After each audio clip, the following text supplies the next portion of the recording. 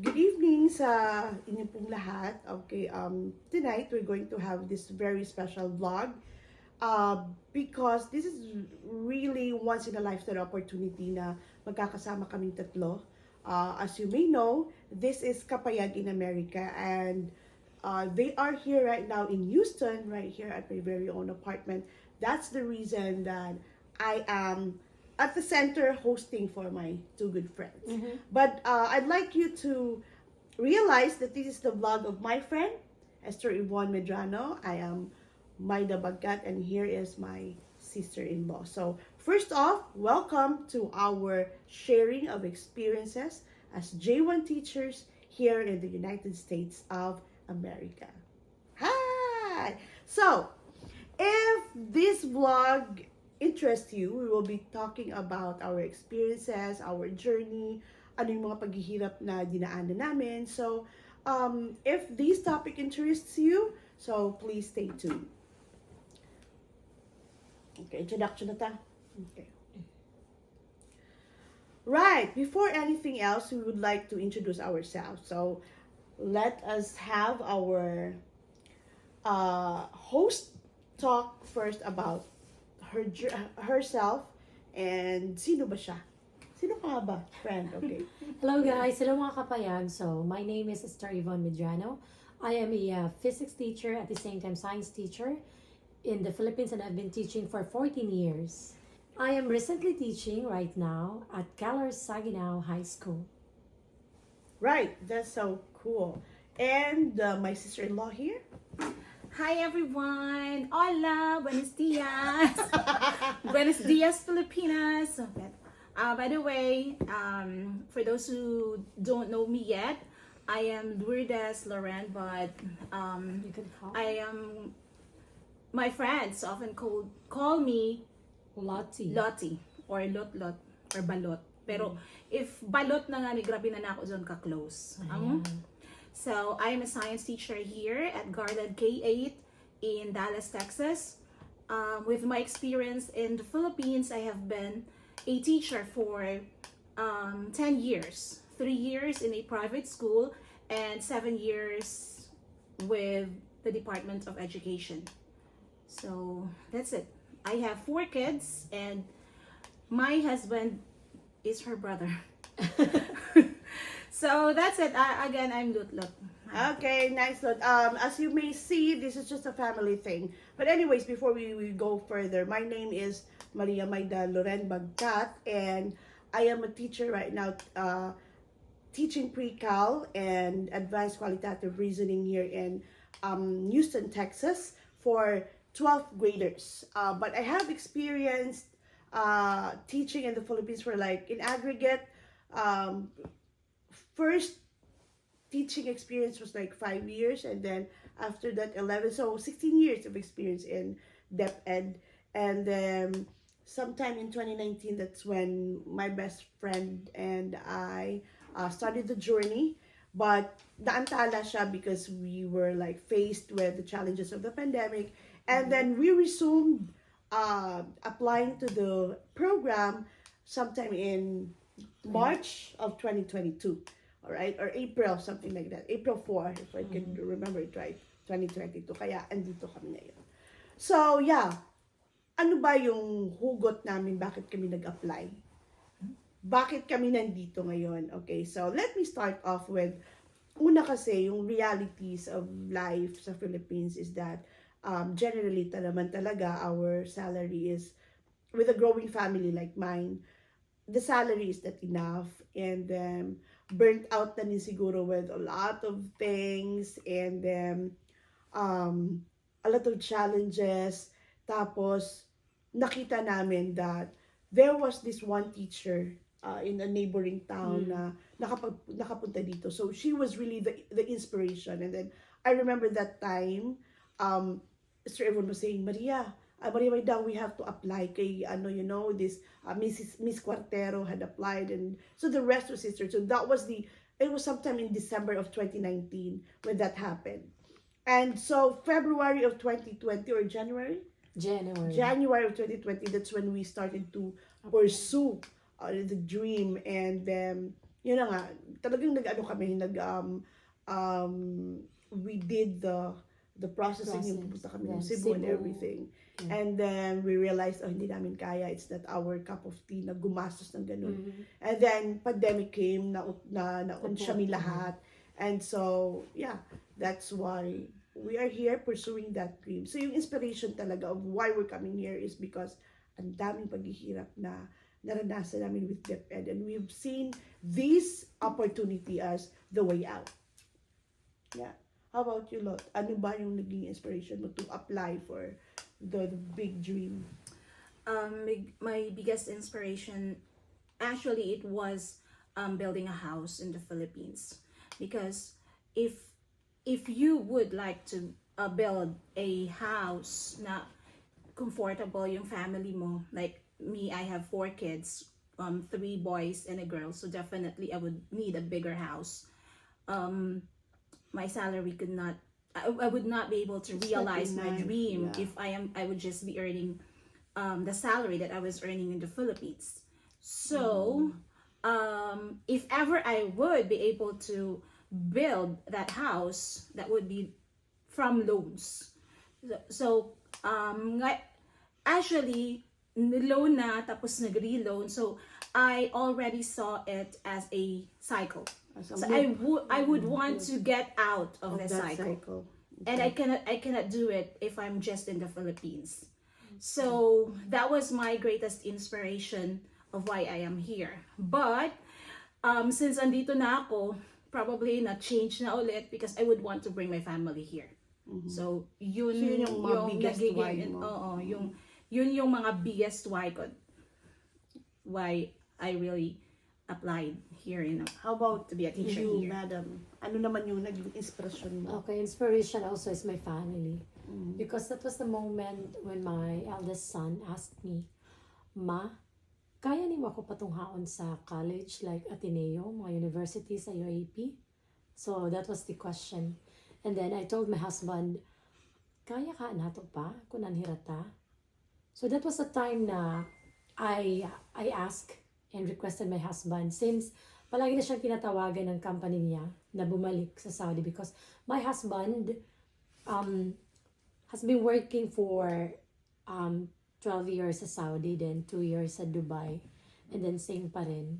So I told my husband, for this, just this time pa, just wait for my application. So if ibibigay sa atin yan ni Lord, then that will be the sign na aalis ako. Because ever since, wala talaga akong plan na mag-abroad, because I'm a type of person na natatakot pumunta sa ibang bansa.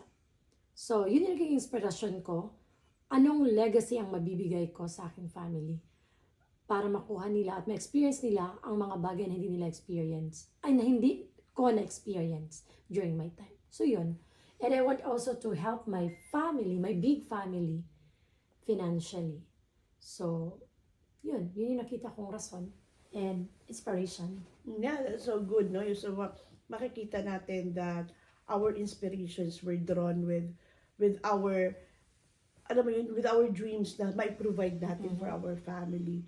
The financial needs first and foremost of our families. Tapos parang hindi kakayanin ng ating sweldo sa Philippines. Okay. So, kumusta yung process? How was the application process with you guys? Kasi with me, I don't know. At first I had this parang doubt whether I'll be able to, be able to progress with the application. Kasi unang-una ang hirap ng process. Meron ka pagdadaan ng mga exams, gagastos ka, secondly, ng malaki for you to be able to do the application process. So, with you guys, do you experience like the same challenges? Ano ba yung mga challenges ninyo? Challenges ko during my first application was yung sa mga website, walang magtuturo sa'yo. Like, ikaw lang talaga mag-aaral, palagi ka talagang magbasa, you need to comprehend the direction. Kasi merong mga, when you're going to fill out the online form or sa portal, sa website, merong mga critical na part na alam mo, pag hindi tama yung nalagay mo, It will Wala na reflect, yun. parang it Wala will na reflect yun. to you back. Mhm. Ano. So yun, kailangan mo talagang mag-aral and then sakripisyo sa time. Kasi during the application, kailangan mong mag-apply, it will be gabi hanggang umaga. Kasi yun yung time dito sa US. And then, yun, kailangan mo siyang aralin and then it will take you 2 hours, 3 hours, 4 hours mag-fill out lang. Kasi merong ibang mga application portal na umaabot ng 2, 3, 4 hours mag-fill out ka lang Ng forms. ng form. Right? Right. So what technically what Yvonne is trying to share to us is that yung hirap niya with applying Trial and online. error. Pero I'd like to share a backstory of bakit ganito because when we went to Cebu, dahil nga ini-meet up na namin yung aming Agency. agent, no?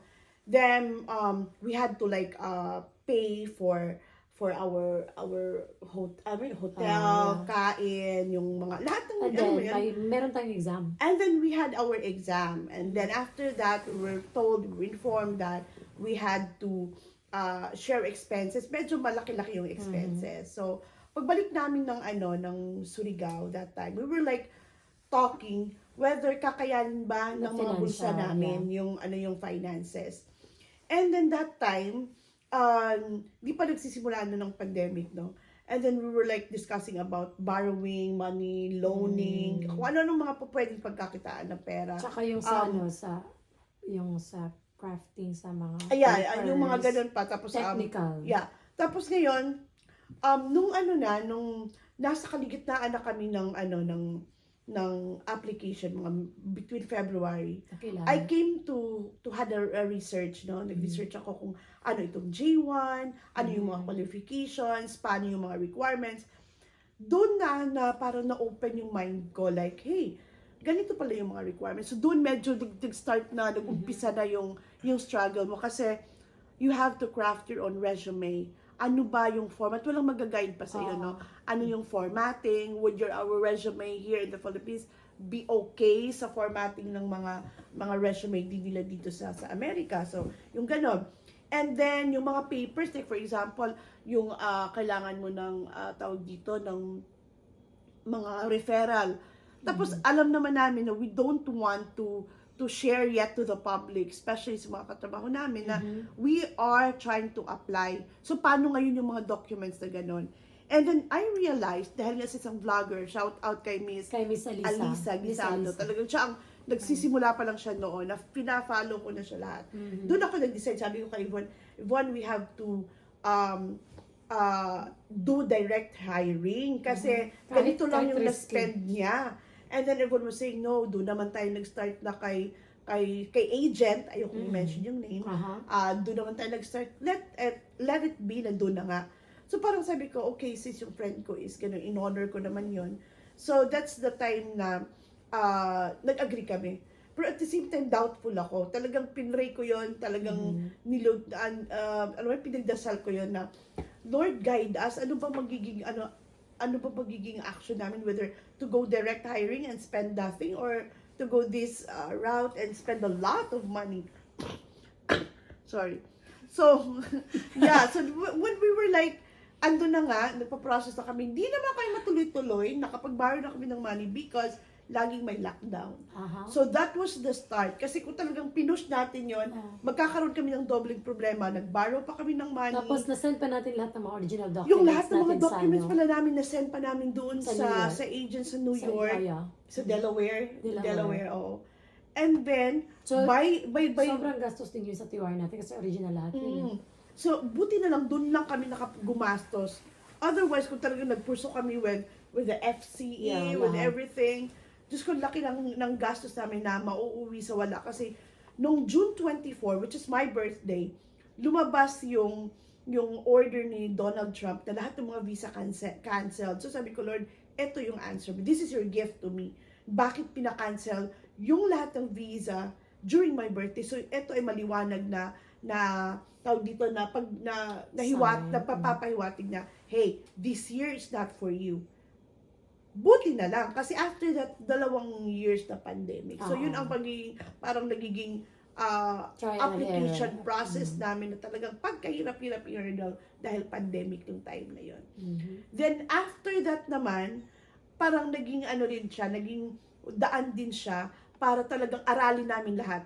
The process, the interview, the questions, ano ba yung mga big ideas, mga buzzwords, ano ibig sabihin in the context of the differentiation, ano yun sa Amerika, ano yung inclusivity, yung mga ganung mga terminologies. That's where we started to learn those things, and we learned technology as well. Mhm. Doon kami nag-start na, ano ba yan, yung mga Plano talaga Schoology, yung lahat ng mga, ang dami-dami sa online. online. So yun ang isang application process namin na talagang ginawa. Nag-research, nag-aral, nag-practice doon pa sa Philippines. At ilang sleepless nights din. Oo, sleepless nights kasi morning, Mhm.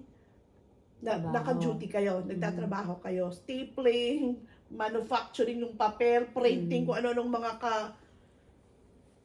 kadaming trabaho. And then nighttime, pag uwi, Mhm. that's when you start to do the the application. Okay. Yun, So, Tiloti na naman, iba Mhm. kasi yung experience niya. Oh, I was not with them when they were in Cebu. And I was not with them with all those application processes that they had made. Because I was just so dependent with them. So, Hindi naman dependent. not She dependent. is not into it. Parang yeah. hindi siya Parang hindi convinced. siya I was not sigurado. convinced. Pero meron na and- kaming group chat, di ba? Oh, Right? yeah. We have already the group chat. We had And included na siya doon, but Mm. she don't want to like, no, Yes, it's not my thing. because my kids were still small. Aha. At that time, I just gave birth to my little girl, so I was not really convinced to apply. But I gave my TOR, my transcripts to All the original my documents. sister-in-law, so it was forwarded here in the US at that time. So I don't have the diploma and the TOR na because she The original. the original ones were all sent. they were all sent in Delaware, in New York. They did all their applications, and every time that there are openings for elementary, they forwarded every link to me. So I was not interested at first, but I opened the links. And then I asked every time that I do have questions. I ask them because they were the ones who really did the hard work. So I always ask from them. At the time that my sister-in-law was already hired in April, so I told myself probably I could also make it. She became my inspiration, so I drew my inspiration from her experiences. So at that time in April, I also had an interview for Michigan. So although okay yung interview, but the salary was Not low. that okay. Yeah, it was not okay. So I did not push through with that. Then by the time na nakapunta na siya dito sa Amerika,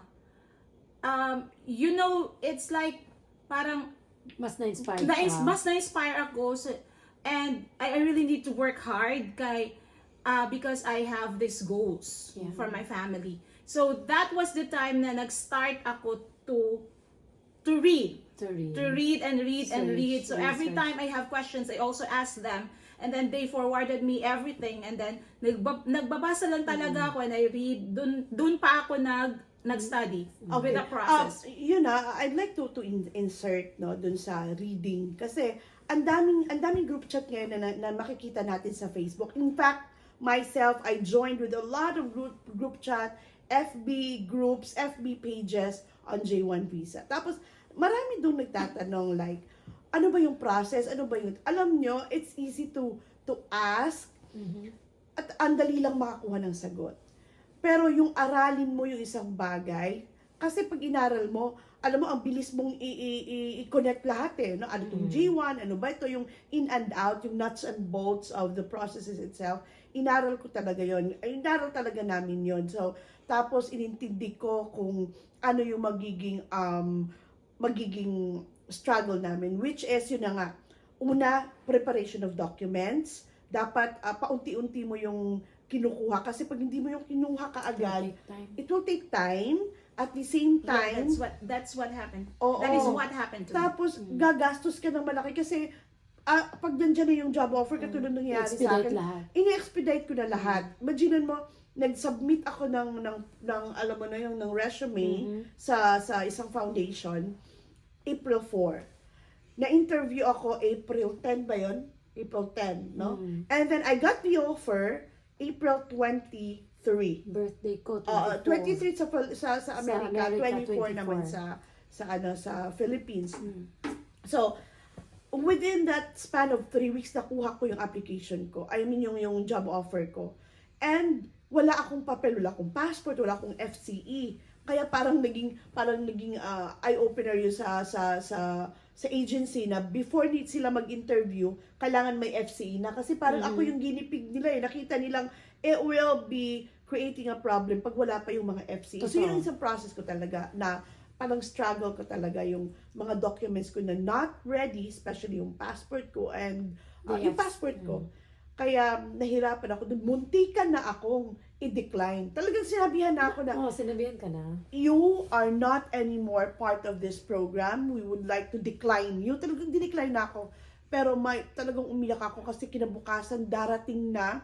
Ewan ko ba ito nangyari dun sa passport? Kasi 3 weeks siyang delayed yung passport ko.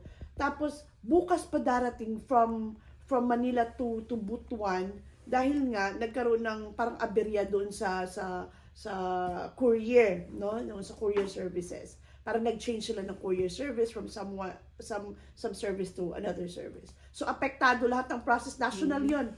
3 kami na na-hired at the same school, na lahat kami dinecline.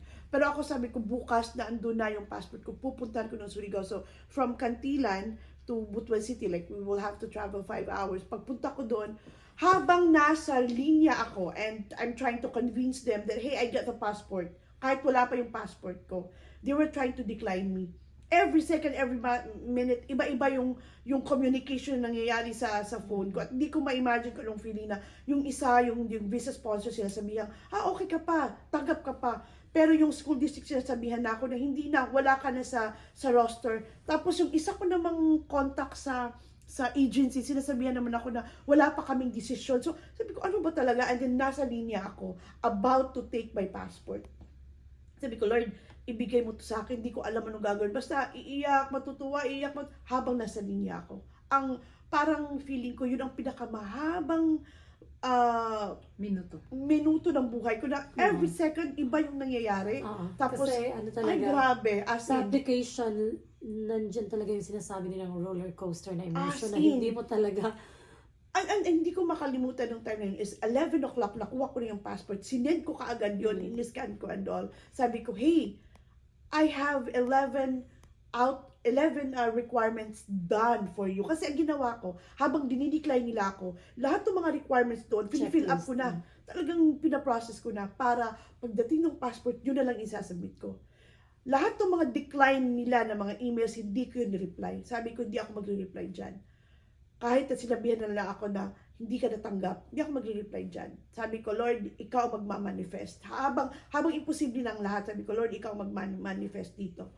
So, nung nakuha ko yung passport ko, in-scan ko yun, tsaka ako nag-reply back doon sa mga emails nila. Sabi ko, I got your email that you are declining me for the position. I just would like to know if pwede pa ba. Kasi out of the 12 tasks, 11 na ginawa ko na. Yung 12 is yung passport. Eto yung passport. Parang sinasabi ko sa kanya na, ano pa kulang, andito na, baka pwede pa. Pero in a nice way, of course. So, yun nga, sa awa ng Diyos, umuwi ako ng Cantilan, nabitin kung anong mangyayari. Tapos the following day, sinabihan nga nila ako na I'm still on the roster. Ay, sorry, pero hindi pa pala ako sinabing I am on the roster. Pero nagpadala sila ng link, ng video link, na magkakaroon nga kami ng meeting. And to think na nandun ako sa link, sabi ko, ano ba ibig sabihin nito? Am I included still? Am I still in the running to become the Miss Universe? Parang ganun ba? So, sabi ko, tapos nung nga kami sa link, tsaka pa kami, sa meeting, tsaka kami sinabihan na, kayo yung mga lucky 7. So, we are the lucky 7 for our process. So, yun talaga yung application process, yung struggle doon, yun ang ano ko. That's true. Dapat, it's really important na prepared na yung foreign credential evaluation. In my case, I was interviewed, I had an invitation for an interview August 6th. My interview was August 9th, US, August 10th, Philippines. And then I got the offer August 12th or August 13th.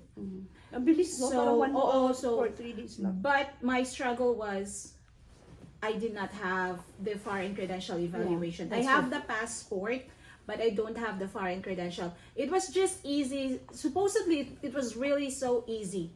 Kasi, it would only take a week for the processing of the 7 foreign days. credential evaluation.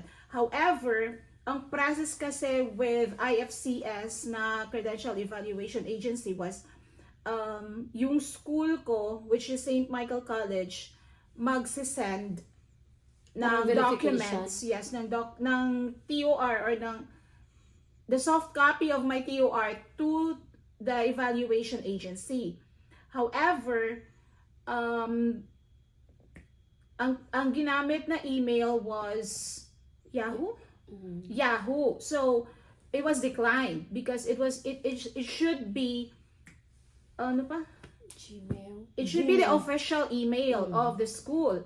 So ayun, balik-balik ako nagpa-follow up ako sa school na dapat official email. Ang problem nun is SMC, the domain name has expired and they need to renew their domain. So it would still take how many days, I really was not sure of that. Pero habang nagpa-process pa rin yung FCE ko, I already submitted yung ibang same with my sister-in-law. So habang nagpa-process ng FCE, nagpa-process din ako ng ibang mga documents. So ayun na ano siya na parang 1 minute na lang yung deadline ko was September 3rd. Then St. Michael College was able to send the soft copy using their domain name or using their official email probably September 1st. So naapas. So yun. Pero okay naman kasi it was already complete. With your case, ano yung struggle mo naman? Struggle during the application is yung sa clearance talaga. Oh yeah. Yeah, yung sa clearance like because when I received the job offer, so I only have 3 weeks to process all the documents. Tapos mag-expire na by October yung kasi and na yung October 30 will be the last day of the entry, diba? Sa US. So yun yung struggle like halos for that ilang weeks nandun lang kami ng husband ko palagi sa daan, like pabalik-balik ka, process ganito, especially clearance. Sobrang struggle talaga. And then God is good kasi meron talagang binibigay na mga tao, mga instrumento na binibigay para mapadali. So yung struggle ko talaga is walang mag-guide sa'yo, especially sa pag-fill out mo sa service mo. Anong process sa pag-pay mo. Meron namang guide dyan. Kasi ang ginawa ko, I just, everything is in YouTube. Yes, meron sa YouTube. Pero merong sa YouTube na hindi rin binibigay lahat. Like sa payment di ba? Then fill out, tama ba to? Kasi minsan, merong mga instructions sa YouTube na iba sa nakikita mo sa portal. When you're going to fill out the service, the visa fee, lahat. And yung struggle mo na, tama ba itong nilalagay ko? Kasi magkamali ka lang ng isa, babalik ka. Meron ding ibang way para, gagawa ka naman ng ibang way para maging okay yung application, especially sa service, tsaka yung sa visa. Sa service din, kasi, kailangan you're going to pay with, ano yun ba yun, te? Yung pumunta tayo sa Surigao. Western Union kasi wala kaming credit card. Aside sa credit card, merong tinatawag na EBIZ ba yun? EBIZ. Yun, so Western grabe Union ang EBIZ. struggle talaga namin yun. Kasi hinahanap namin kasi merong mga Western pero hindi biz. So, ibig sabihin, naghanap pa tayo kami, the moment na 1 hour na lang yon tapos kailangan na talaga namin na ma-pay yun. So, yun, rush kami pumunta sa Surigao and then, for that hour mismo, payment na lang, nandun na.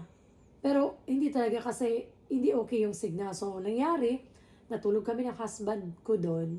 And then, naghintay kami, tomorrow na process. Then, uwi na naman. Tapos, punta na naman sa division office. Tapos, meron naman clearance. Balik na naman. So, yung roller coaster emotion mo talaga, kailangan talaga magbaon ka ng mahabang pasensya. And, sa lahat ng process, kailangan talaga natin mag-ask ng guidance, protection talaga. Yes, alam mo Panginoon yun. talaga. Totoo yun. Totoo yun. Promise. Yun talaga yun eh. Isa din sa naging struggle ko is yung finances. Because you know for a fact na talagang pagka nag-apply ka po ng process to the US, Lahat pera. dapat po meron ka po talagang nakalaang pera. Kasi Pera. magkano yung ginastos natin? Sir Service, it's $220 US. Yung FCE, nasa $295 US. Yung yun. DS Sa visa 2019, fee. sorry pa rin, DS 2019 is 2020, yung service service. doon sa DS 160, DS yun naman 160. ang $60, di ba? Pero, Ang What? service? ang It's service $9,000, 220, ha? 9,000 pesos. So, Yun nga, as of DS 2019 is 220. Oh yeah, Yun ang 220. service. Tapos yung DS 160, yun ang Yun yung 9,600. Yun ang 9,600. So, let's say Pesos. 10. nasa $160 Oh, yun. Something Ganun. like that. So, 160. Pero bukod pa doon, yung pabalik-balik ng process, ilang ulit ka pabalik-balik ng division office, ng region office, ng CO. Lalo and na sa then- CFO. Yes, Yung maghintay ka sa CFO. Deputy Central Office, yun yung pinaka-ano. Tapos yung gastos mo CFO, pa, yung gastos. papunta mo sa US Embassy. sa US Embassy, yung hotel, so kailangan Hotel, nandun lahat, lahat. yung TOR, meron kang pera nun kasi Tapos yun- rush yung sa ticket, pagpapabook ng tapos ticket. yung ticket, yung ganun. So ang struggle, isa rin dun sa struggle yung finances. Financial. Lalo na kung kung we cannot speak for for those people in the agency, but we heard like some people paying between $700. $700,000 ay 1 million pesos. 700,000 pesos to 1 million Yeah. pesos. Ganon yung expenses nila, which is hindi namin yung experience dahil direct hire kami. So yung ginastos na talaga namin was yung service, Savings. yung visa, FCE. yung FCE, which ticket is back and forth, lahat. anong back and forth? Sa sa Pilipinas, pag-interview. Yung pag-interview. Which is na talaga yon, which is given na yon. Kasi Mm. yung iba, hindi naman gagastos ng ganun kasi nasa Okay. Manila lang. And then yung palabas na ng Pilipinas, yun yung gastos namin. Tsaka yung dito, which is For 1 medyo month.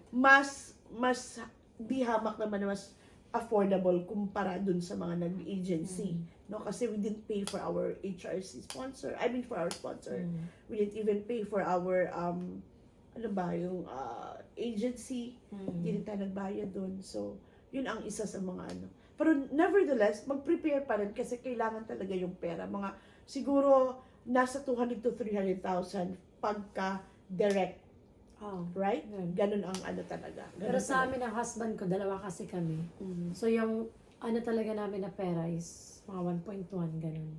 So yun, sa lahat. Pero binili lahat na namin kasi lahat na yun. included na yun kasi Yung sa 1 you have month na 1 month na pag-stay, stay dito. sa kukuha ka payment ng mo sa bahay. sa apartment, yung gagastusin mo dito, Okay, so pagkain. which is leading to our next topic. Okay, yes. Okay, which is nandito na tayo. Dumating na tayo sa Amerika. Ngayon, pagdating sa Amerika, ano ba yung pin-repair ninyo pagkadating dito? Ano yung dinala ninyo? Passport, isa talaga yan. Des 2019, wag mong iwawala, right? And then, Documents. mga documents, kailangan mo dala yan kasi sa immigration, i-check yan lahat, right? And then, Kung yung vaccine card vaccine card, or yung yellow card, pwede rasad. and then yung Yung yung vax contract, Yung contract. Yung BOQ pa. Ano ba yung Wala vaccine kami BOQ? yan, Federal Vax card yung or updated yung sa Vax cert. So from the DOH, vaxcert.doh.ph, doon kayo kumuha. What else? Of course, money. You have to bring money. Yun talaga ang Cash. gagawin nyo. Kasi pagdating niyo dito sa Amerika, you will acclimate here. Ibig sabihin, kukuha ka ng bahay mo, sarili mo for a month. Hindi naman po pwede na ano. Good thing kung merong libre yung school kamukha sa inyo, di ba? You had like 1 month to stay. Sa akin naman, I'm so glad. Wala. Dili mo on month, 1 week. One One week lang. week, yeah. So for in its our case with apartment. Yvonne, because we are from the same district, the moment we arrived here, we were fetched. Yeah. Fetched din. By We were fetched by a driver from our district. So ako yung dumating, ako yung nauna. So September For 27th, 1 I day. arrived here in the US. Tapos 28 kami. Oo. So, sinundo ako. Then, yung school namin or yung district namin has a dormitory. So, doon kami pinagstay. Lahat kami So, limang Pinoy. doon kami pinagstay para makakuha kami Ng SSN, process everything lahat. that we need here. Like, the apartment, the social SSN. security number, Which is very, very which is important. very important here because you could not do anything without your social security now. Yes. You could, You cannot even report to yes, your job. oo, tapos, apartment, yun. Kasi And, tayo yung sa IL Texas, kami yung first na Pinoy teacher dito. Kami lima. so, So yun. yun ang pinakauna. Need mo, even though we are in a dorm, libre yung dorm, however, you have to feed yourself. Ikaw, so you need to buy groceries for Yun yung yourself. struggle natin for Oo. first week. Like, punta sa grocery, hindi So natin grocery, hindi alam namin yung process. alam yung process. We have to open a bank account. Oo. We have to get a phone number. We have to get a phone here. A phone. Syempre, our Philippine number is not working here. Yeah. Bisa naka-roaming. Oh, yes. Yeah, And then sa that's food struggle, umiyak tayo. For one week kasi we're not used na walang kanin. Iba talaga. Hinahanap. Mahusay ka talaga. As for me naman, iba naman yung kwento Iba ko sa'yo. kasi when I arrived here, my tita was saying, like, you have to arrive in LA. So, pumunta ko ng LA, then, ang dami na niyang pinipare for me, shoes, bags, everything. And then, we came here, yung isang luggage ko, naging 4 na luggages. So, ready ang lahat. Tapos, siya muna yung sumalo ng lahat. Sa kanya nakaregister yung bahay, yung telepono, ang lahat. And then, when I arrived here Thursday, we were able to do all those things on Friday, sa isang araw. Lumipat ako ng bahay na Saturday and had my contract. And then on Friday, nakuha ko na yung aking telepono, yung aking nakapag-apply ng SSN, nag-apply ng bangko and everything. In just 3 days, I was able to fully acclimate and had my apartment like fully furnished and all. Nagkaroon ng TV, ng desk, ng printer, na kung ano, kompleto in just a matter of 3 days. Ganun kabilis yung transition ko because yun ang isa namang positive na impact nung meron kang relative na talagang tutulong sa'yo. And she lent me the money as in everything. Talagang lumipad ako ng Pilipinas with only $100 in my pocket. Sa amin din, ang good thing sa amin Ate Lottie, kasi mismo yung international director namin, siya talaga yung hands-on sa pag-process namin sa lahat, going to the Chase Bank, pag-process ng SSN, lahat. Hinatid kami, introduce sa principal. Yun talaga, sineto talaga, pati sa apartment, lahat. So, yun yung kagandahan namin compared sa ibang naririnig namin na feedback sa iba, right, ate? With regards sa apartment, even though we're still in the Philippines at that time, we already applied for the apartment. Meron agent na meron na binigay sa atin. siyang parang agent or, ano ba yung tawag yun? Yeah, agent, Broker. na sila yung kinontak namin. Tapos, pipili lang tayo. The floor plans sinend sa amin. So we were about to choose what's the closest apartment to our school kasi wala kaming cars. So, kumusta yung mga apartments ninyo? Gaano kalalayo doon sa... Kasi sa akin, ang apartment ko, kaya ko to kinuha because walking distance lang. Nakakapaglakad ako 5 minutes from my place to the school. As in talaga ganun lang siya kalapit. In my case, So wala akong Uber na gastos sa akin, it's only 11-minute walk. Mhm. So, from my apartment to my school, it's only 11-minute walk. Sa'yo naman. Sa amin 5-minute drive. So, paglalakarin namin kasi, it will take Take you 30 minutes. Okay. So, yung first week namin, iba yung experience namin ng husband ko kasi yung first week namin, so nagbayad kami using the video. So, pagbayad namin, it's a big amount kasi sa apartment namin. So, nangyari, na-hold yung card namin for 2 weeks. Mhm. And then, so for that first week, naglalakad lang kami, going to, for 30 minutes. Talagang going to- lakad lang. Lakad lang for talaga. 30 And oh then, my, that's so and much. then, parang unusual kasi, parang awkward kami kasi sa highway talaga kami. And then, so, hindi here in yung America, usual. guys, here in America, guys, hindi usual na naglalakad Yes. ka. Kasi, Homeless. Homeless nakabitbit na talaga naman yan. naglalakad. Nakabitbit ako ng laptop and then pack bag. Yung husband ko, hinatid niya ako for 30 minutes. Tapos, uwi siya for 30 minutes. Kawawa yung husband ko, di ba? And then, naka-ID pa ako, naka-executive look. Kaso ganun. So, after that, first week, hindi pa rin okay yung card namin. So, sabi ng husband ko, din sinabi din ng co-teacher ko na, hindi talaga usual. So, humanap kami ng ibang way, ng ibang route. So, doon kami sa parang subdivision. So, 30 minutes yun. And then after 2 weeks, yun na nga, nakahanap ako ng newfound friend, which is my science chair. Siya yung nag-offer na kinukuha niya ako at hinahatid. Okay, so doon tayo, pause. Right. So, makikita ninyo a different scenario, like, Lot is just 11 minutes away from the school, like walking. So, at least di mo kailangan ng Uber. Like for me, 5 minutes lang kailangan ng Uber. Sa Then ako, kanya 5-minute naman, drive. it would be 5 minutes drive, pero 30 minutes walking. So, So kung advantageous mag-Uber na. ka, Maria Maida, like for example sa amin, nakatry kasi kami mag-Uber, so it will be 8 or minsan 14, 11. So kung total namin for that whole month, sa Uber mo lang, aabot siya ng 47,000. So, ang laking saving ko kasi meron 47,000 pesos. Pesos. Magkano siya in dollars? Almost 1,000, right? Mga yun. right?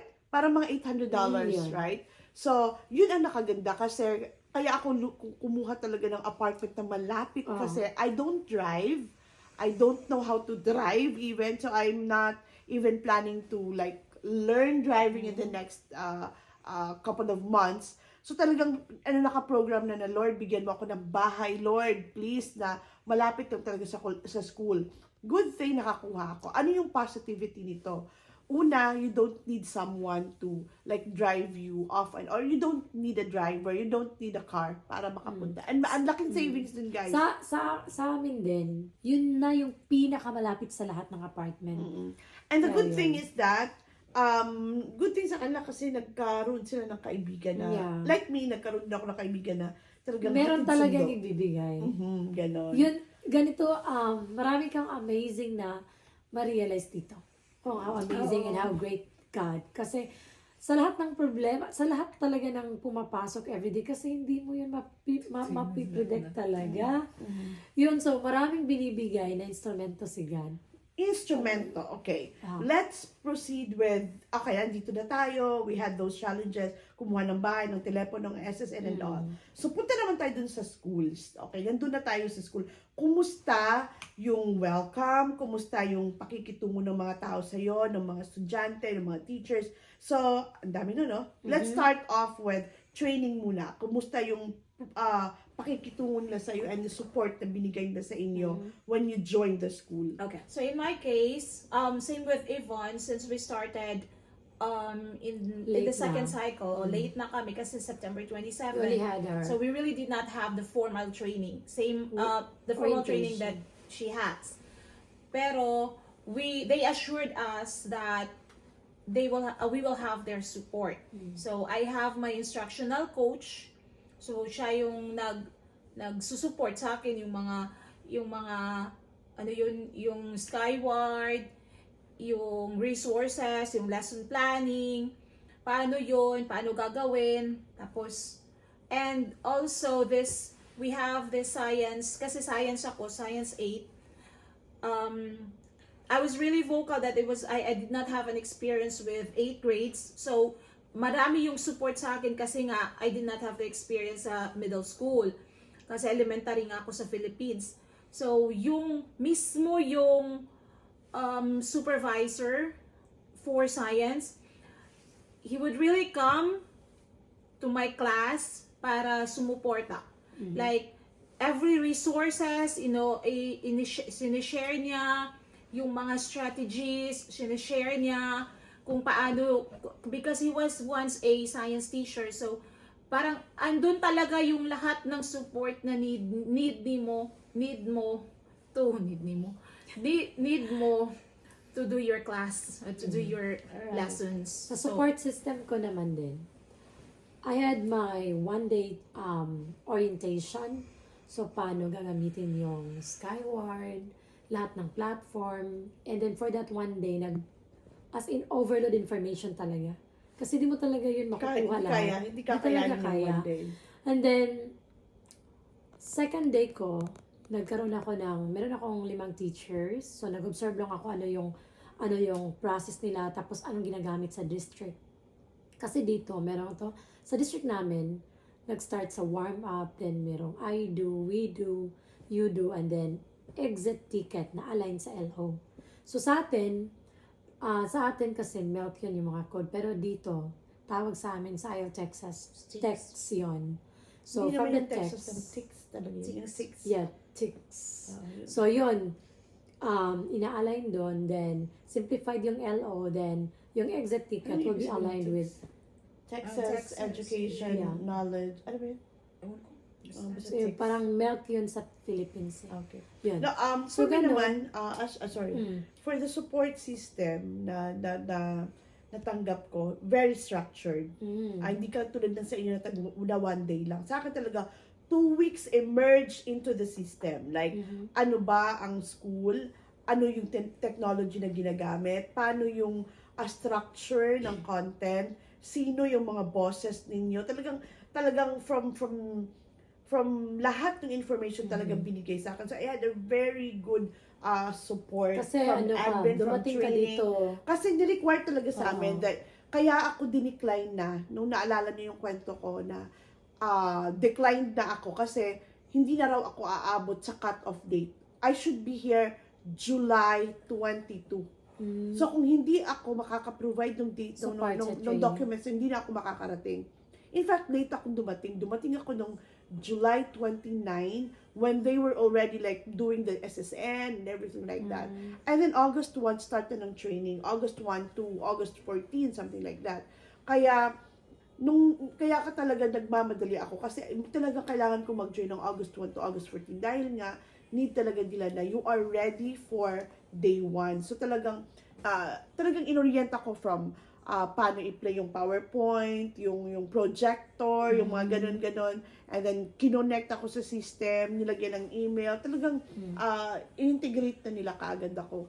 And, maganda yung support na yun sa akin because dun ko nakita how effective it is as a system. As per my content kasi, ang tinuturo ko sa Philippines is lower math, grade 7 math. Pagdating dito, ang in-offer sa akin is AQR, Advanced Qualitative Reasoning, tsaka pre-calculus. So, medyo, ngatog ako sa nung time na yon.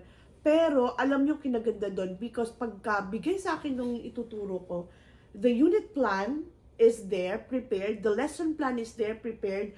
May mga slides, PowerPoint, decks prepared. Ang gagawin ko na lang is i-absorb ko yun, i-review ko yung sarili ko. And then there were supporting videos kung paano siya i-deliver.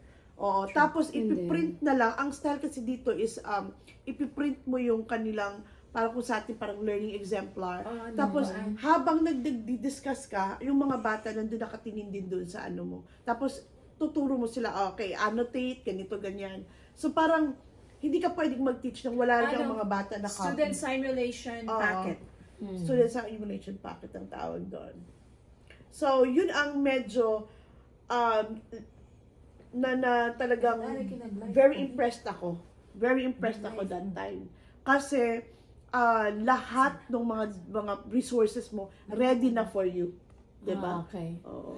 Ako, in addition din, Live kasi, kami. kami, late na talaga kami Live. pumasok na Atilote. So, one thing siguro na malaking tulong sa akin is that, yung pagiging techie mo talaga. Kasi lahat nakalink, tapos online yun. So, kaya siguro nakuha ko din yung award na Rookie of the Month. Kasi, one day lang yung binigay na orientation, tapos, how come naaral ko yung ibang mga ano. Kasi kailangan mo talagang mag-aral dito.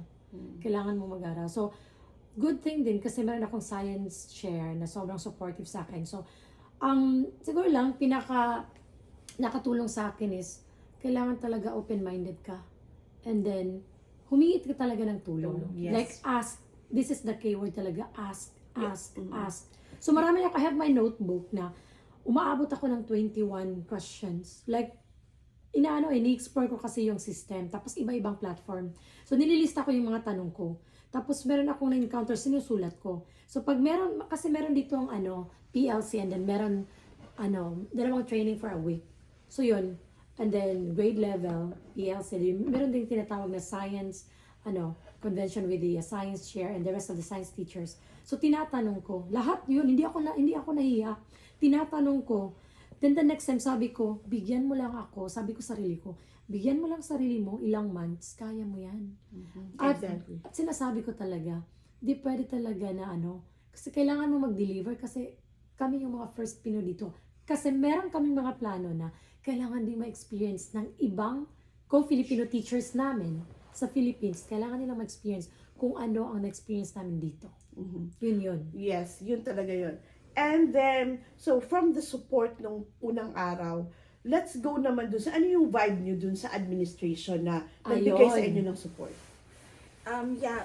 At first, na-meet namin yung superintendent, who is Mr. Founder Conger, and CEO. Founder and CEO, and superintendent, Mr. Eddie Congers. So, na-meet namin siya, and the first thing that he told us was, use your umbrella. So, sabi namin, ano ba yung umbrella? It's either you have to seek help, you have to ask. If you would not ask, meaning to say you don't need help. So you really need help, tapos leveling. Kahit Tapos kasi pag hindi na-solve, if ever hindi siya ma-solve with your GLA, proceed ka sa next. proceed ka sa next. If ever di ma-solve ng Assistant assistant principal, proceed ka principal. sa dean. If not sa dean, go to your principal. If not, go directly to him. Pwede nga, Isisi mo. pwede mo nga siya i-message. At pag message mo directly, magre-reply talaga siya. Yun talaga. Hindi yan magfa 5 minutes, magre-reply talaga siya. And then isa pa din yung pag meron tayong problema, Pag meron Rescue tayong talaga. problema, talaga, rescue agad sila. Rescue, yung action. oo. Tapos, aside from that, during yung mga gatherings natin, ito yung hindi talaga usual na, parang hindi kami used. Kasi, sila mismo yung mga superintendent, Bosses. director, yung mga boss, sila mismo nagsiserve ng food. yeah. Kinukumusta ka? Kumusta ka? How are you? Stress level? Anong matatao? Kumbaga, Support. customer Customer support. Oo. Service oriented. Tapos, I'm not comparing, okay, pero maka-compare talaga kami. Yung experience, being Yeah! honest. Oo, kasi we had our science night and syempre, science teacher, I was there. The time na nag-start na yung science night, nagpunta dun si Mr. Congers, again, who is the superintendent, the founder and the CEO. So, mataas talaga yung level niya, mataas talaga yung rango niya. Ilang campus. So, when he arrived, wala. Sa Parang Philippines walang kasi, nangyari. we were used na if the We would like superintendent to- would arrive, i-mention, Supervisor, i-acknowledge, acknowledge. tapos merong principal table, principal Walang table ba VIP, yun? walang VIP. VIP. Oo, parang doon sila pinapaupo. Mr. Conger, at that time, he was just like a parent. Parang And the rest of the- naglalakad-lakad and the lang siya, tapos nangungumusta, yun. Yung, The rest of the I HR, do the not know. superiors, lahat atin. But again, we're not comparing, but we can really compare. Parang it's nagko-compare na nga. ano pa yun? It's Yeah. ironic, right? Yeah, Nagko-compare na nga, pero Yeah. So, talking Yeah, about that's it. administration leveling, okay. So, in my part naman, kasi structured nga yung school ko, ano, pagka during sa mga year level issues, nandiyan lagi very supportive yung GLA namin. Pero meron din akong DOI, Dean of Instruction, na talagang nakatutok lang doon sa preparation ko with the lesson kasi may checklist sila whether you are prepared with your lesson plan. Hindi sila nag-check dun sa content. Not so much kasi alam na nila na yung content mo provided na sa'yo. What they would be checking on you, Classroom however, is management. yung classroom management mo. Napapakinggan ka ba ng mga estudyante Mga mo? estudyante. Yung pag-deliver mo ba ng discipline towards your student Authority. is authoritative, convincing, decisive. Doon ka nila i-rate. And then doon ko nakita, kasi sa atin hindi yan talaga tinitignan eh. True. Ang daming mga checklist sa atin na Like, yung hindi na siya, objectives. hindi na siya Isa lang. makatotohanan. Effective, Ano? ano yun? Dito ganito lang, nag-manage ba siya ng classroom, yes or no? Na-deliver niya ba yung lesson, yes or no? Ganun lang, and wala ka ng mga rubrics pa na pagkahirap-hirap, yeah. wala ka ng mga attachment and all.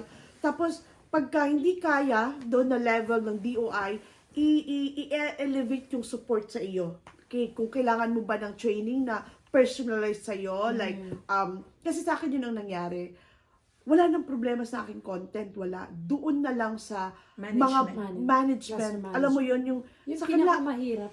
kasi ang hirap, alam mo yun, yung mga bata, hindi yan, hindi malikot yung mga estudyante ko dahil 12th graders na nga. Same tayo. Ang problema, 12th grade. pasikretong nagsi-cellphone, walang ingay yan ha, pero hindi yan nakikinig. And yan ay isang malaking problema na gustong i-perfect talaga ng management for you. And then, dyan ako laging nakukot. Kasi, I'm into the discussion, into the content, nagdi-deliver ako ng content and everything. Hindi ko na makita yung iba na, off-task na pala. Pero, kasi yung mga admin namin, papasok lang yan sa classrooms without even telling you. Yun din sa amin. Tapos Papasok titingin lang ko ng bigla. mga ginagawa ng mga estudyante, and doon ako nakukot lagi kasi yung mga bata hindi ko alam andun na pala sa phone and all. So, yun. And then the administration will not castigate you. Talagang tinuturuan ka, o paano ito ganito, o dapat ganito, o paano bang sasabihin mo sa portion na to. Sabi ko, sir, hindi ko alam ano sasabihin. O ganito. Mismo yung principal ang magde-demonstrate sa'yo kung anong gagawin. Principal at assistant At principal. Assistant principal, DOI, lahat sila. Dahil yun ang trabaho nila. Yes. And then, Talagang, and discipline, hindi mo yun in addition problema. din yun. Pag may disiplina yan sa mga bata doon, meaning may mga nag-aaway and all, email ka lang, message ka lang, they will come. Pero hindi ikaw magpapacify, hindi. Sa amin wala. iba din, sa amin iba. May code red. May May code red kami. So let's say for example, meron talagang mga bata na Hindi nakikinig. yes, and then parang wala nang respeto, mga ganun. Tawag ka lang code red or magme-message ka lang code red to your assistant principal. Then wala pang isang minuto, andyan na sila. Kasi 50 seconds talaga. 50 seconds, May action nandyan na sila opening the door. Yes. Kasi close yung mga doors dito, locked. Nakalock talaga. So they yung open door. the door kasi may mga keys sila. Master Then automatic sila na yung nag-discipline, hindi na kami. Sa amin din, sa amin sa school namin ate, katabi namin yung phone. Ah, Kukunin lang yung phone, press 0, masyak ka na lang, nandyan na. 50 seconds before, 50 seconds, nandyan na sila. Sa amin, Principal, sa amin naman, nadala iba mo. ang system namin. Meron kaming group chat talaga. Pero yung group chat na yun, lahat yung naka-monitor. So, kailangan, dala-dala mo yung phone mo. Kasi, for example, yung bata, di ba, for example, isang scenario, yung bata gusto niyang mag-CR, no? Gusto niyang mag-CR. Meron silang pass na pipirmahan mo kailan sila lumabas, 9:30 for And then yung example. time, pagbalik. Pagkalabas, ang allowed lang nila, maximum nila sa labas is 10 minutes. Pagka lumampas na ng 10 minutes ang bata, flag mo na yan ang lahat. Hey, so and so is out for more than 10 minutes. Sila na yan ang maghahanap for you. Okay, sila na ang maghahanap. Kaya meron akong log sheet dito at meron din akong phone na nandyan lagi. Habang nakadiscuss ako, pagtingin ko na, 10 minutes na wala pa yung bata, flag ko na sila. Ayun. Ganun talaga dito. Kaya, so And then sa amin din, yung discipline sa amin is yung paggamit ng flight training tsaka yung sa Eagle Academy. Pwede mong i-assign ang bata for ESD. pag like Tapos yung- lumabas. May after-school detention, may GLA detention, may office detention, may principal detention. So, Doon, definitely, kung sa discipline, walang trabaho yung teachers. wala. Instruction Hindi trabaho. Instruction lang Oo, talaga. instruction lang Content talaga. na talaga. Ang problemahin mo na lang yung paano mo i-manage yung classroom na hindi nagmi-misbehave, na lahat nakatoka talaga dun sa mga gagawin. Tapos, isa din sa naging struggle ko din, na nagkaroon ako ng sobrang grabing support kasi hindi ko alam paano i-manage yung SPED students ko. Yun din. At first, di ko muna alam na, SPED student pala to. Tapos, kailangan ko palang puntahan ng isang system para matignan ko kung ano yung mga accommodation Yes, ng mga yung bata. accommodations, titingnan kung mo kung anong need nila. Anong need nila. So, which is hindi yun nangyayari sa Sa Philippines. Kaya, yun ang malaki kong adjustment. Pero, the support of the admin is ititrain ka kasi meron silang coordinator na nakatoka sa ganun lang kung anong difficulty ng bata, anong gagawin dito. Mag-email yung SPED teacher sa'yo. So, yun yung accommodation ng bata. Yun yung, Makikita mo. yung background ng bata sa makikita mo. Tapos, meron ding mga SPED teachers. So, for me, I do have 3 autistic students Yung na macaroni nasa and science cheese. ko. Yeah. So, if ever I would ask, yung palaging sagot is macaroni and cheese. So, merong SPED teacher na papasok talaga. Yung parang Meron mag-a-assist, nag-observe, uupo may talaga, nag-observe, uupo talaga, and then she will ask you, what does this child need? Tapos, siya na yung mag-e-explain. So, parang makikinig siya sa'yo, then Tapos siya na yun. yung mag-explain sa bata. So, hindi mo yan trabaho na, hindi mo na rin yung trabaho.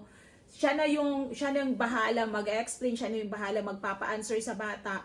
Ikaw, nagda-discuss ka lang, nagtuturo ka lang talaga. Okay.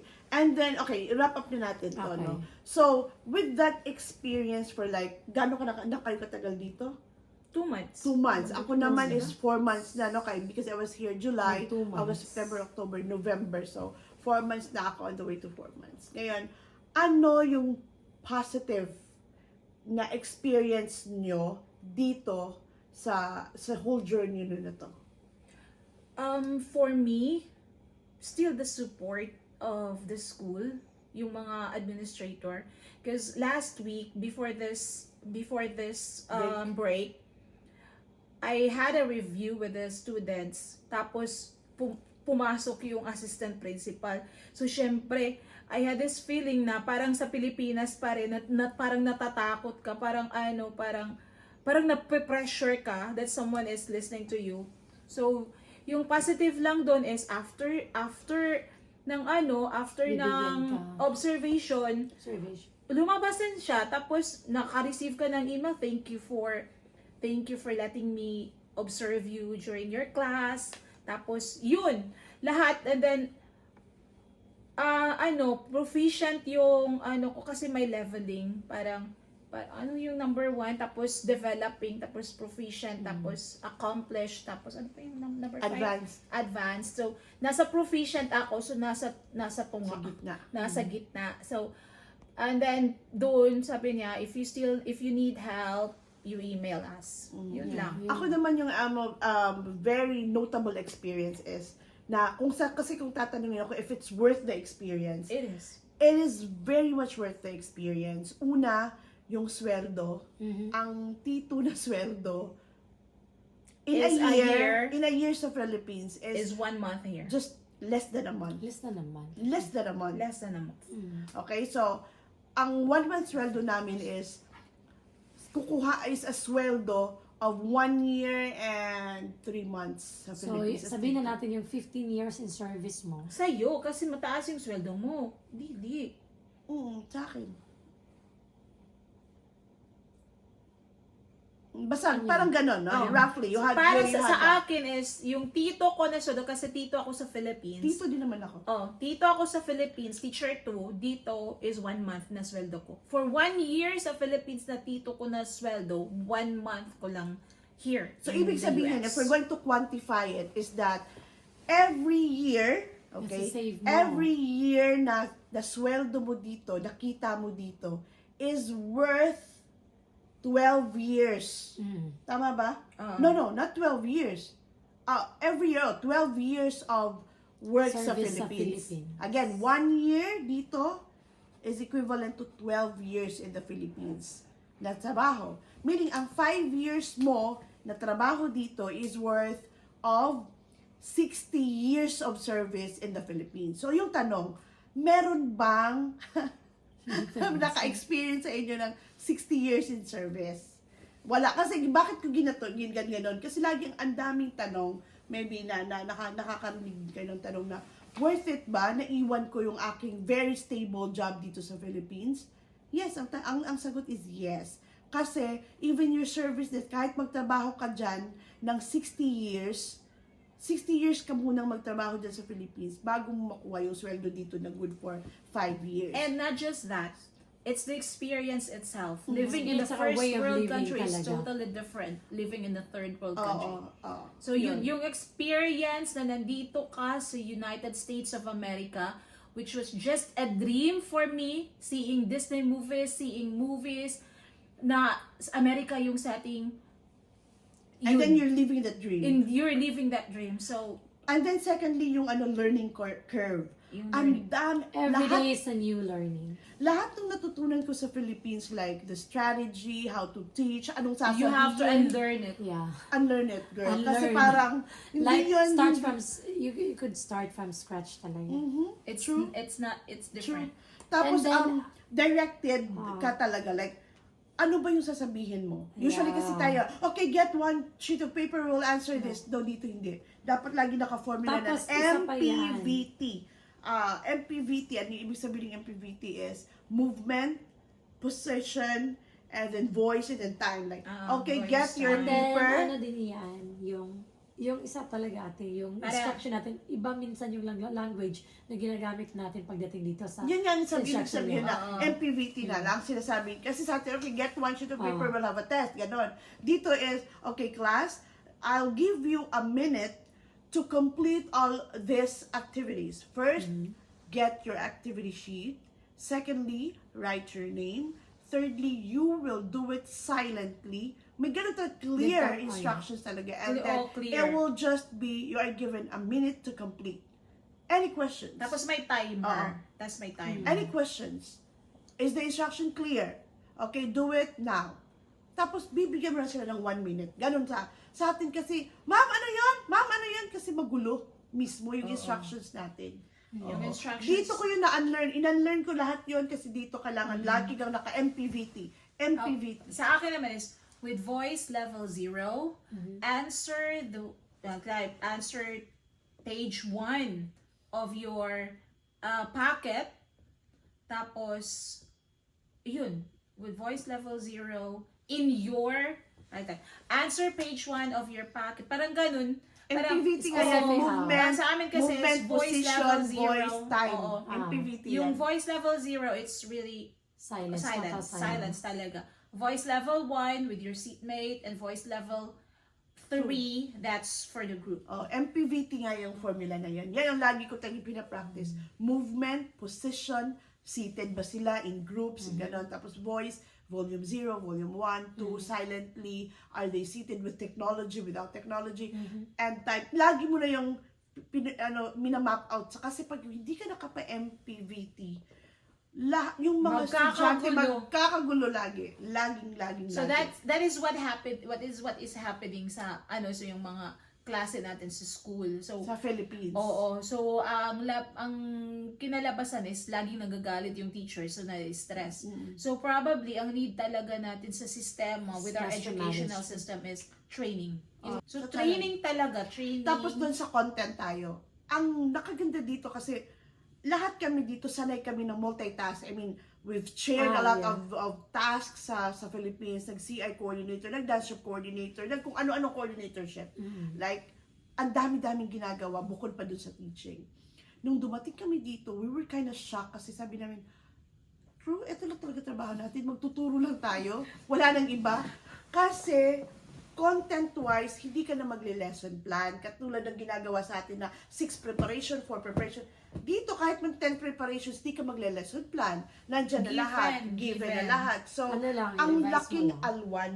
Oo. Talagang yung quality education na ibibigay mo dahil awas na sa'yo yung checking of papers dahil lahat naman ng test nasa online na, Naka-system na. naka-system Yung na. test nasa Google Form, so automatically Kasi naka-forms check. kayo, kami naman naka-form. naka-teams kami. So, lahat nasa Schoology na namin, may LMS kami. So, lahat nandun na, pag-take ng mga estudyante, lahat yun automatic naka-check and all.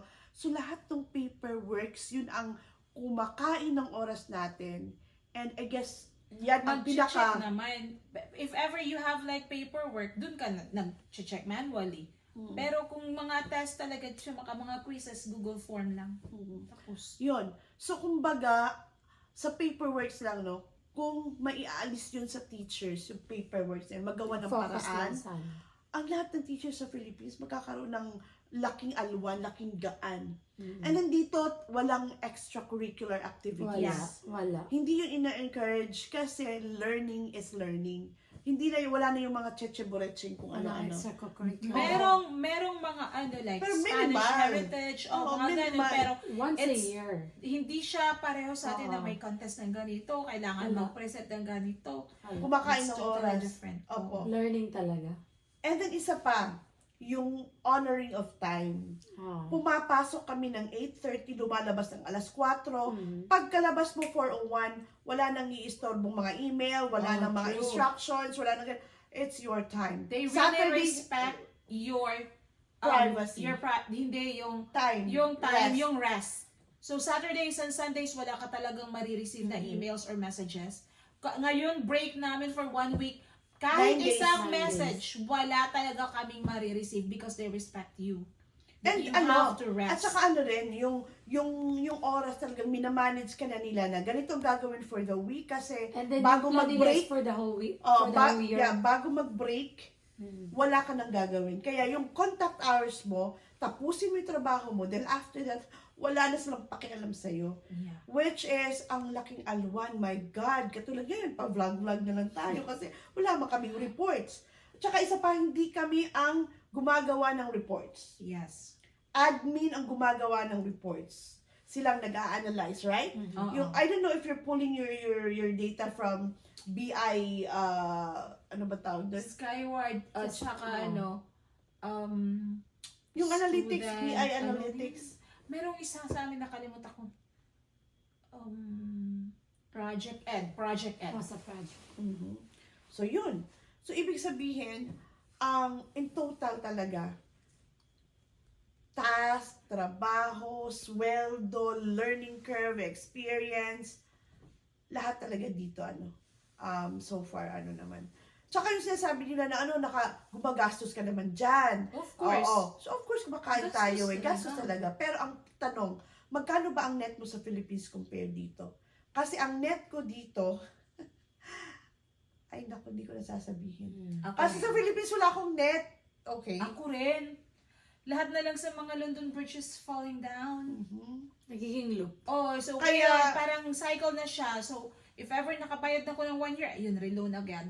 Ayun, naka-reloan agad. Tapos, matatawa nga kami ng husband ko kasi before, parang nakakakain lang kami ng masarap pag nakaka-loan. Yun. Yun. So, ibig sabihin, if the question will be asked by you, kasi ang daming nagtatanong, is it worth it to leave a stable job in the Philippines? Or is the job even there considered stable? Okay, so, Because ang lagi kong sinasabi sa sarili ko, if that was the stress, or that was parang stressful kasi kung yun, hindi na ako Hindi ako aabot ng 60. And, parang mas gugustuhin ko pang maghiwa ng mga gulay. yun, ibig sabihin, it's so worth it talaga, no? It's worth it, yeah. It's really worth it coming here. It's like you are Tapos, retiring for 5 times in DepEd. Yung 5 years mo na yon, you're like retiring 5 times sa DepEd. even though 2 months pa kami dito, 2 months pa, pero, we are enjoying it. We are So enjoying much. So much talaga. Tapos yung mga horror stories na yung mga teachers na binabato, so far wala po kaming ganong experience. ang ano lang talaga, Kasi ang chartered kalaban mo is yung panghihina ng loob mo. Kasi Yes. minsan nagda-doubt ka sa sarili mo whether You can make it or not. Oo, nakikinig ba itong mga estudyante kong to? Pero later on, after 2-3 months, you will get the hang of it and like, oh my God, alam ko yung content ko na to. So, alam mo na rin paano sila kausapin eh. Alam mo na yung paano yung command mo sa kanila. And Ay, like, may barrier pa pala yung language. yeah, oo, language. Kasi diverse to yung mga ano. Kahit magaling kang mag-Ingles sa Philippines, Pagdating mo dito iba Iba. kasi conversational yung English nila dito. Tapos iba yung ano nila, yung parang accent, mga ganun. So, Yeah, there are times, but for me, ang ano ko lang naman, how I combat that nung nagti-teach na ako is that to be just yourself, to acknowledge that you are at fault sometimes with the way you speak your English and not be so overly apologetic about it kasi yung They would mga understand. mga estudyante, they would really totally Yeah. understand kasi sila din, mga emergent bilinguals din sila. May iba Tapos maraming galing ng international Latin sa amin yan. America, yung iba International ganun. student, marami And then kami. we have like African people. So, it's about you talaga, yung how you project yourself. Yung parang ganun. And eventually, you'll get like the hang of it and then eventually like be confident pero and all at that. first, ma-overcome mo naman like, iba kasi sa Philippines, when you say, pass your papers to the front, Turn in pinapas. Dito kasi turn in. So, turn in. ano, Marami kang malalamang marami mga kang terms na malalaman. hindi siya pwedeng gamitin. Iba-iba yung gamit natin sa Pilipinas. In Iba other dito. words, you have to learn how to speak their language. Diyan pa lang sa Philippines, kailangan mo na siyang aralin. Otherwise, you will have to experience difficulty on how to give a good command of the language, tapos yung clarity din. Kasi one time, sabi ko sa mga estudyante ko, okay class, I don't want any technology on top of your desk, okay? Keep your phones away. And so they're like, keep and then away. Yung pala, yeah. put them away. Not keep them away. Put them away. Put them, yeah? So parang, keep them. Like, oh, keep them. Yeah, dyan. sa akin rin, as I was having like, a seat plan, ano pa yun, seating arrangement. So, yung isang mataas na bata, I placed him malapit sa board. So, sabi ko, Patrice, you move right here. Parang, kasi sa Pilipinas kasi, parang, dire-sibog dire, down. So, I was thinking in Bisaya and speaking in English. So, sabi ko, Patrice, you move right here. So, anong ginawa nung bata? Dinala yun yung bag niya, tapos na-move siya sa akin mismo. Like, why are you here? And then sabi niya, because you said I'll move here. Oh my God, paano ba yun? So, yun, struggle talaga because if you want to speak well in English, you have to think in English. Yeah. Not to think in Bisaya, so you're not, because ang mangyayari is, if you would think in Bisaya, you would just be translating the language. So, yun yung nangyari sa akin. So, ni-rephrase ko naman. What I mean is, you have to move Ako to the din yung right, or you submit have your, to move to the left. Turn in your output. Submit your output. Sabi nila, Miss, iba kasi, yung kanila dito kasi work talaga. Work. Task, Tapos yung work. show your, kasi yung sa advanced physics kasi kailangan mag-solve Turn in yung your mga work. bata. Submit your Oh work. yeah, turn in your work, yung ganun. Tapos, yung pala, yung instruction is show the step by step yung solution. Hindi solution. Dito sa mga bata, show your work. Like, yung mga Yung step by step trabaho mo. solution. Oo. Yun yun. Okay. Put up Ako some rin work. nag-physics. So, nag-physics ako, sabi ko, you compute Ngaya. you compute the average speed of the car. Ano sabi ko? And then they said, Hindi compute. It's Yeah, for, compute. Like, you compute. calculate. Computation. Sabi nila, Miss, it's calculation. It's calculate. Okay. Yun, inaano ibang- naman nila, chinecheck ka nila, or in a right manner. Oo. Pero, Kasi, or yun minsan, yun, if open-minded ever- ka, ate. If ever yung mga instructions mo parang di clear sa kanila, they would rephrase it. Sila yung tapos, magre-rephrase. tatanungin ka nila, If Miss, are you telling this? Okay. So Yeah. from that, you would actually learn. Learn, you will learn. Cool. With me naman yung challenges ko talaga because I'm like handling senior students. So my line of anong tawag doon? Yung parang pahaging ko lagi sa kanila is you have to put in some work because you are accountable to whatever grades that you're going to have. Otherwise, you'll just be remaining here and not graduate. So again, I'm just your secretary. I'll be just getting your work. Other than that, it's all on you. Ako So din. parang ganun lang lagi yung side ko sa kanila. And then lahat ng sinasabi ng mga bata because they're very open and spontaneous. Just Sobrang don't strict. react. Just Oh, don't Ano react. sila, sobrang vocal. It's not Pag about gusto you. kanila, pag gusto kanila, for that certain minute, Minute. or for that, sinasabi lang, Miss, I like your, I'm learning, I really like this. Pag hindi ka rin gusto nila, sinasabi nila, vocal talaga sila. Oo. Then, akala mo na, uy, nakakalit talaga yung bata to. Then, after ilang minuto, at the end of the period, iba yung pinapakita nila. Parang walang nangyari. So, ganun. Kailangan mong aralin yun. Vocal sila. Straight And sila. then, itanong ko sa inyo lahat, ano na yung nagiging transition ng mga bata? From the first, compare their attitude towards you. Nung una nila kayong nakita and ngayon. Ano ba yung kumusta? Kasi, for me, nung una, parang nanibago sila with the way I talk, with my accent and everything.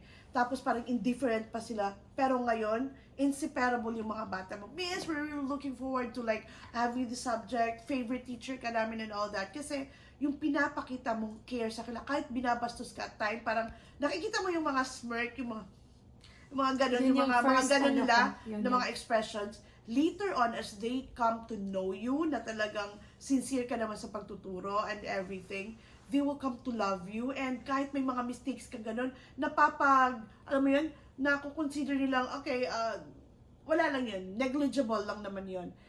Pero nabibigyan ka na nila ng puwang sa kanilang mga puso, and then they will really be there to show, okay, oh miss, we really love you. Oh miss, bago nag-break, sabi ng mga iba, pumunta sa room, oh miss, we're gonna miss you for 9 days. Are you gonna miss us? Yung mga ganun ba? Kasi hindi sila open na mga tao, hindi sila candid, hindi sila emotional. Pero pag nakita nila sa'yo na, oh, you're so worth it, makikita mo rin yun. One time, meron akong klase na, naku, Diyos ko, hindi nakikinig. Talaga, 4 ang spend ko doon. Pumasok bigla yung principal tsaka yung assistant principal and biglang nag-observe. Ang mga anak ko, Diyos ko, pagka-behave nilang lahat. True. Tapos nagpakitang gila silang lahat. Na-impress yung principal. Pagkalabas, sabi ng mga bata, tinanong ko, alam nyo, sana araw-araw ganyan kayo. Yes, miss, we know what you're talking about. Nakikinig kami. Hindi lang kami talaga ganun ka-attentive. Pero nakikinig kami sa'yo. Pero pinakita namin ang aming best behavior kasi we don't want you to be in trouble. Talagang gaganon ka ng mga anak mo basta mahal ka nila. Sabi ko, wow, I must have done something wrong to these kids kasi they're really showing care and love right now. Yung sa akin din, yung experience ko. Kasi, they're not used kasi, sabi nila, you know what, miss? We're not used that there are teachers who will, care for us because we're just used like teachers will have this negotiation. You do this, and then if not, I'm going to I'm going to put you in the flight training and then into Eagle Academy. And then maybe that was one of the reason bakit nakuha ko yung teacher of the month kasi nagvo-vote lahat yung mga bata. So ang ginawa ko lang naman is constant yung follow-up and then I extend time. Binibigyan ko sila ng yung remedial classes tapos may tutulong ko. Then naubos ko yung isang sticky note kasi nagsusulat ako like, Dear Pedro, do you have any problem? Are you having hard time? Especially ginaganon ko yung sa topic. Tapos, I'm free during this time, you can talk me anytime, ganon. So yun, di sila used. Kaya yung sinasabi ko, yun yung parang edge natin mga Pinoy. Kasi sobra tayong passionate and caring sa mga bata. Yun. True. Pareho kami.